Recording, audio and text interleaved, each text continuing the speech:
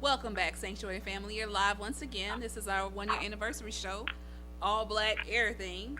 Bay, he gonna do right before the end of the show. He just I'm here. I'm trying to throw me. I'm here. So on the line with us, as promised, I have Cameron Kelly of the Black Survivalist Network. Cam, welcome to the Sanctuary. Thank you for having me. Thank you so much for coming. So I found you because I'm at the place in my life where I know I need to know more about survival than I do. And I don't know what's coming up next, but I know that I want to be prepared and I want our people to be prepared. So thank you so much for coming and dropping this wisdom. I'm just excited to have you on the show. No, that's my whole goal. It's something that unfortunately our people in particular overlook, and we always find ourselves at the quote unquote bottom of the barrel when a major event happens. Yes, yes. And so tell us how did you get started with doing survival skills? Basically after Hurricane Katrina, we all know what happened. It was 4 to 5 days before any assistance could be brought in, because one thing that wasn't often reported at the time during Hurricane Katrina is that much of the Louisiana Guard was in Iraq. Gotcha. So Okay. there was no one available to respond, and they did not expect the damage that occurred. But there were warning signs all throughout the previous administration. The Army Corps of Engineers warned the Clinton administration that in the event of a major hurricane or flood, the city would be literally destroyed, and that's exactly what happened. Wow. And once I saw that, because where I'm from, Memphis, Tennessee, we got a lot of evacuees, and our city wasn't prepared as a lot of other cities weren't prepared for an influx of over 300,000 people or more. And most of the people in New Orleans, unfortunately, were poor, had no resources, no money. They couldn't get out, and when they were finally evacuated out, they were left at the mercy of other people and at the goodwill of other people. Yes. And had even a small fraction of those people been somewhat prepared, we would not have saw the death and the casualties that we did see. Wow, and I know that can happen anywhere. I mean, we don't all have levees and that much water, but any kind of major crisis like that, because we're in Atlanta where they have the CDC. Who knows what can happen here? Right. And I mean, much of the large portions of the Southeast sit on fault lines.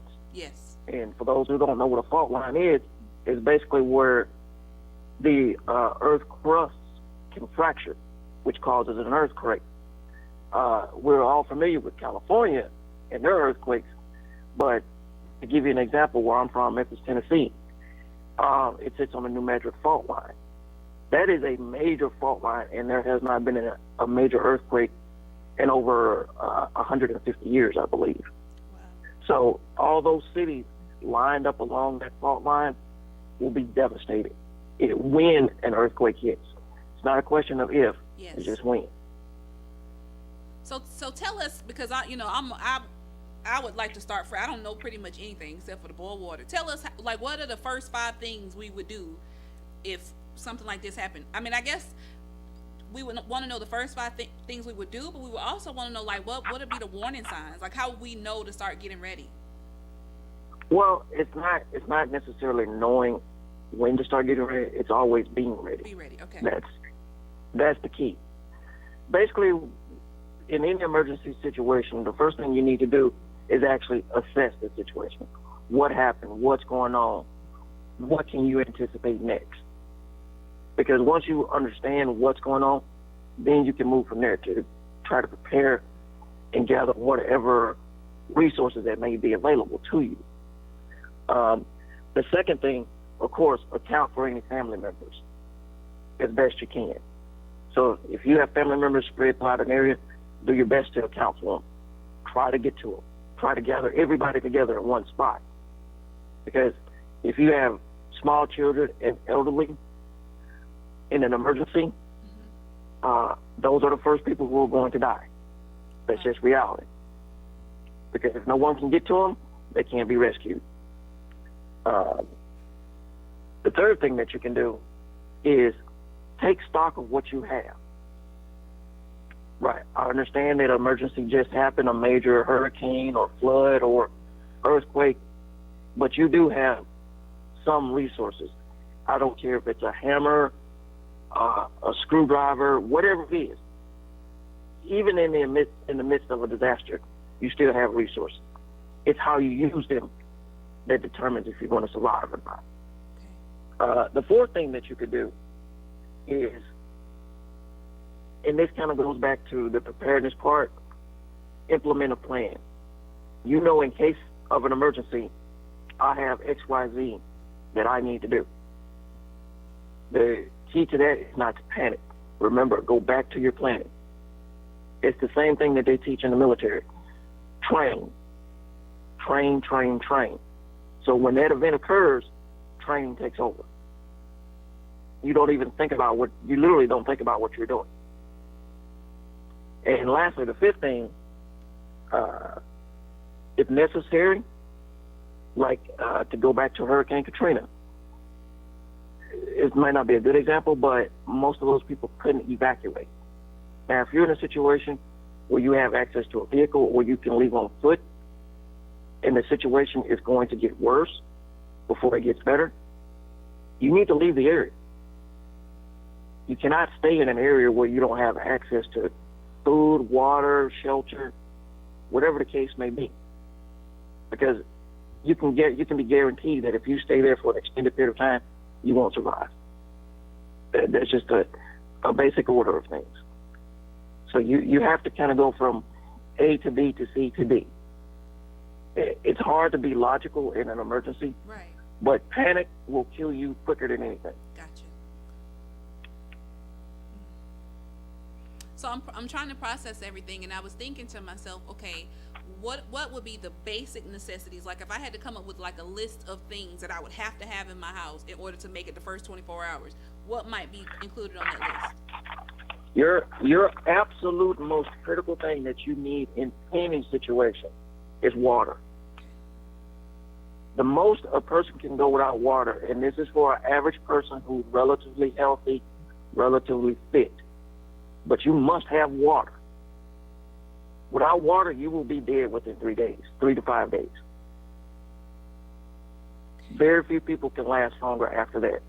And if you have small children or the elderly, mm-hmm. their chances of survival are greatly decreased because children and the elderly generally require more food and water than a full-grown adult.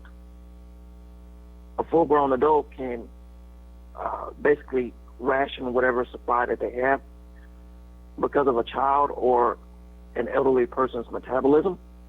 They require more food and more water more often. But if you have nothing else, you must have water. And I always tell people, have at least 30 days worth of water. Water can last for up to 6 months, just sitting on the floor, okay, in bottles, any kind of storage container. Water is something that doesn't necessarily spoil per se. You just switch it out every now and then, keep it for 6 months, switch it out. But you absolutely must have water. And so when you're talking about how much water, how many ounces or gallons of water do you think the average person would need for 30 days? Like if people are thinking now, okay, let me start preparing for, mm-hmm. How much water is that? Like how many cases of bottled water, or what does that look like? Generally, a general rule of thumb that you will get from most resources is 1 gallon per person per day. So let's just say you have a family of 4. That's 4 gallons of water per day. Now, you can extend that out by rationing whatever supply that you have. But in general, 1 gallon of water per person per day. So if you have 4 people in your house, 1 gallon per water per day, times 30 days, that'll be 120 gallons of water. And there are numerous ways you can store water. and it's fairly cheap and effective to do so. So you do it based off the number of people in your family, and starting with that basic 30-day mark. Now, some people will tell you 7 days. Some people will tell you 10. My own personal philosophy, as much water as you can possibly store. Because you don't know when you'll have access to a new supply of water. Because if you remember Hurricane Katrina, the city was drenched in water, but no one could drink it. Right. So you have to keep that in mind as well. Yeah, there may be water available, but can you drink it? Because if it's been contaminated or polluted because of ruptured sewer lines or ruptured gas lines or chemical spill, you can't drink the water. It's available, but you cannot drink it. So you need at least 1 gallon of water per day per person. And so do you recommend that we store that in the gallons that they sell at the store, bottled water, or do you recommend that we have just containers of water sources and then we have some kind of tablets or something, some kind of chemicals that we put in the water? What does that look like? There's a numerous ways. I have a product called a water brick. And if you go to the page that I created, it's listed on there. Okay. This particular product, for example, it holds 3.5 gallons of water. So 2 of those combined is 7 days worth of water. 3.5, that's 7 days. So you can purchase these. These are fairly cheap. These are about $19 a piece. And they're stackable. They can be placed in a closet or out in a garage, some area that's shielded from light and cool. You can store this water for up to 6 months in stackable containers, ready and available in case of an emergency. You can also use plastic 55-gallon drums. That's 55 gallons of water. That's 55 days worth of water, depending on how many people you have in your home. There are endless ways you can store water. You can buy bottled water. Personally, I prefer not to do that because bottled water is just simply distilled water, which you can make on your own. You're paying for distilled water that you can make on your own. But it's whatever you're comfortable with. If you prefer large storage or small quantities, it's up to you. It's how you determine what your needs are and how you want to do things. There's no real right or wrong way to do it. It's just whatever you're comfortable with. And so if we find ourselves in a situation where there is no clean water available, what are the steps that we could take to make the water that we have available drinkable? Well, the first thing you can do, as long as it's not contaminated by chemicals or harsh pollutants, you can simply boil the water. Boil in the water for 5 to 10 minutes to make sure that you get a rolling boil. Will kill any parasites or pathogens in the water. Now, the water may not taste well, but you can drink it. Okay. But it's imperative that as long as it's not polluted, that you boil it for a good length of time to make sure that you kill all parasites and all germs in the water. That's one way. You can distill water. You can use something as simple as a teapot and a copper pipe. That's basically what distillation is. You're heating up water, turning it to steam, letting it cool, condense, and then drip into a catch container. That's absolutely pure water. It's the same thing you buy in the store that you're paying $5 or $10 a case for, distilled water. Wow. And so is there should we buy litmus strips? Like, how do we know that the water is contaminated or not? Like, what's the process for that if we're just out there? It really depends if the local authorities have said boil water or don't drink the water at all. Generally, if they say don't drink the water, it's been contaminated with some type of harsh chemical. Gotcha. Okay. And boiling will not eliminate that chemical. It just depends on what situation you're in. And that's all the more reason why you should have a backup supply of water, just in case. You know that backup supply is absolutely clean because you put it there yourself. You know for a fact it's clean. Right. Okay. So It just depends on your situation and what's going on at the time. But that's why I say always have backup water, just in case the main source of water is unavailable. Thank you. And so before I let you go, I know you're on a tight schedule today, and you've promised that you come back every first and third Monday to give us more tips. What would be number 2 on the list of things besides water that we would need? Number 2 is absolutely shelter. Okay. I know most people will say food, but shelter is probably more important. You can survive up to 3 weeks without food, depending on what type of physical condition you're in. But if you have no shelter and you live in an extreme climate, say like what I'm in Texas or the Northeast, where you have harsh winters, your chances of survival are slim. Because to give you an example, if you're out in extreme cold, you can be dead within hours from hypothermia. And the same is the case in extreme heat. You'll die within 12 to 24 hours from dehydration.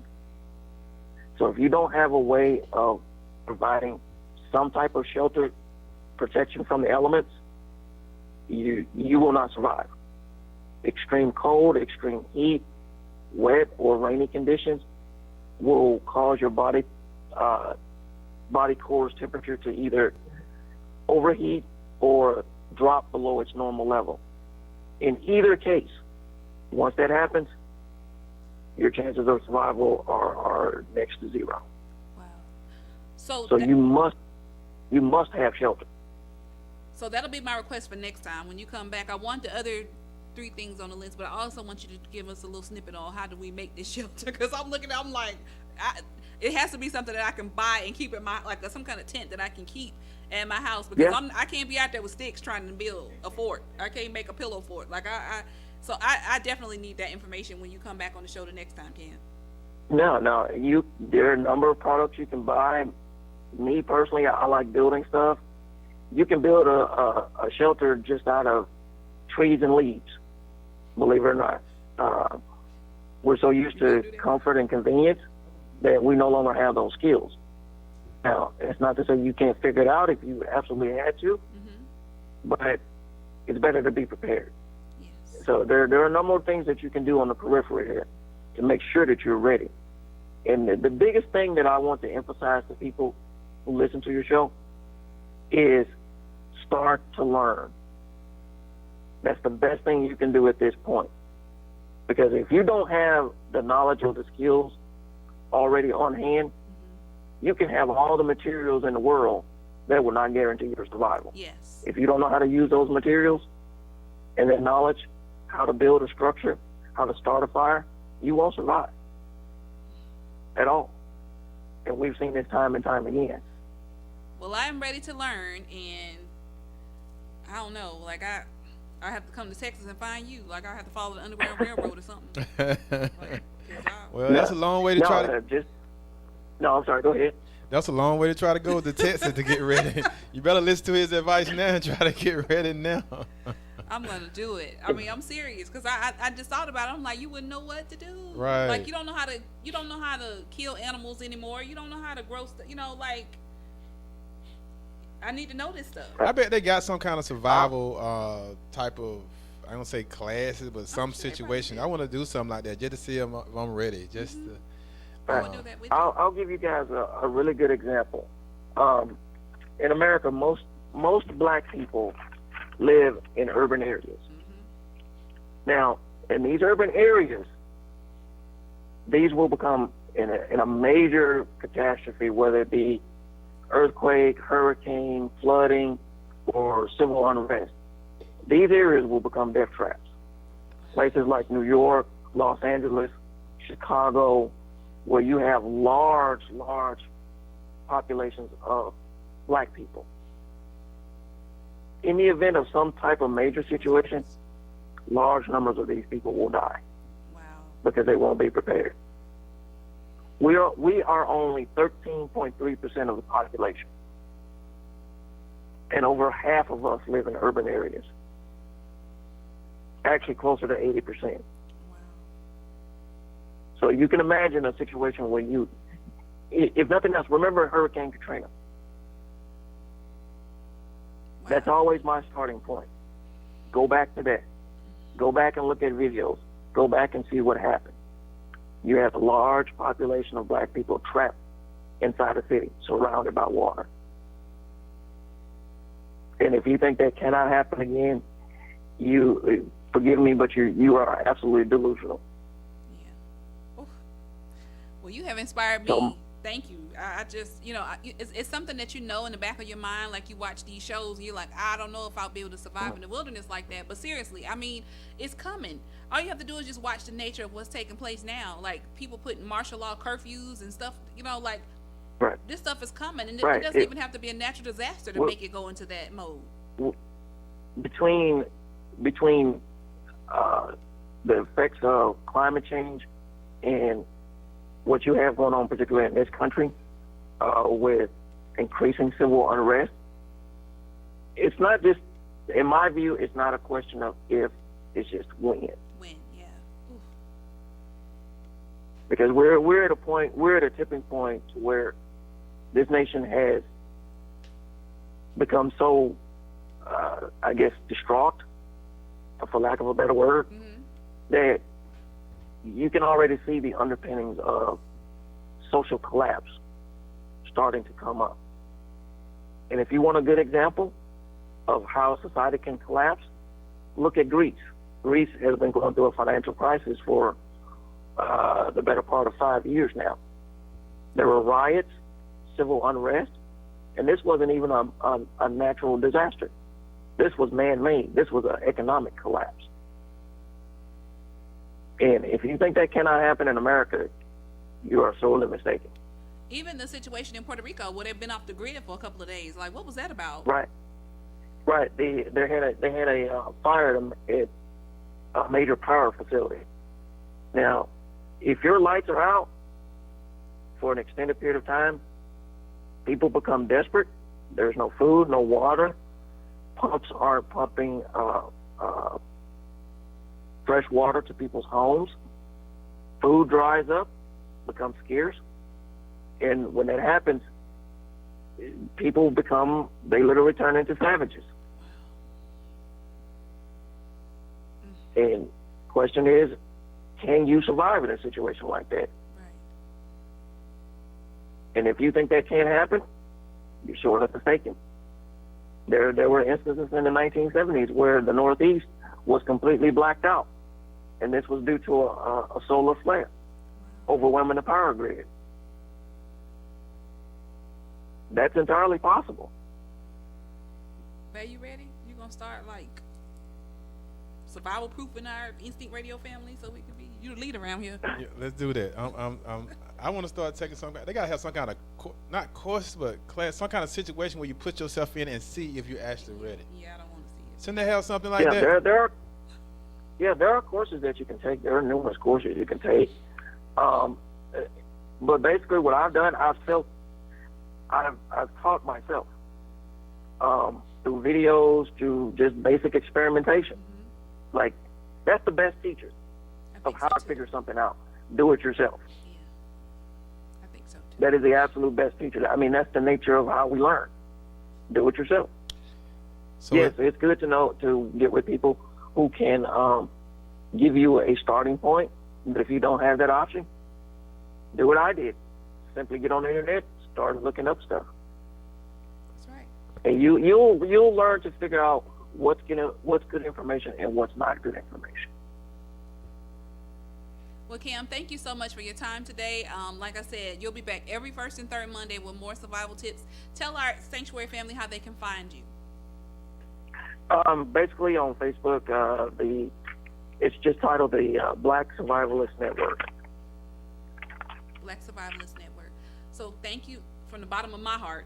I know I appreciated it. I'm Yes. gonna go home and start stockpiling water and like tell the kids don't touch it. I guess I don't know. Yes, ma'am. I mean, just as long as you make an effort to get started, you don't have to do a whole lot. You do a little bit at a time, because it can be overwhelming. But if you take it in steps, then it's not so cumbersome and not so daunting. You do one thing at a time, one piece at a time. Water and shelter. You got that, babe? Water and shelter. Water and shelter. And I gotta have a tent. I can't do the leaves and the twigs. You can't I gotta do a tent. do the leaves. Yeah, and I gotta have like a porta potty with some kitty litter or something. I can't be out there scrubbing. Kitty litter. I gotta have something to cover it up. I can't. Okay, anyway. Thank you, Karen. I can even tell you how to make your own kitty litter. It's cool. See? It'll be fine. Gotta still be hygienic. I'm a lady. How do you? Yeah, we got. I'm gonna write down some questions. What Monday? He's gonna be first and third Monday. I got some questions for him. I'm gonna write down some questions. It's good information. Yeah. First and third Monday. Please You gotta know how to take care ask of me. as many questions as you can, because the same thing that you're thinking, Take care of somebody else is thinking. Thank Right, you, Cameron. exactly. No problem. All right, so we'll see you next time. Sanctuary family, we're gonna take a quick break and we'll be right back. Tell a friend to tell a friend. On Google Play, Instant Radio, or go to Instant Radio.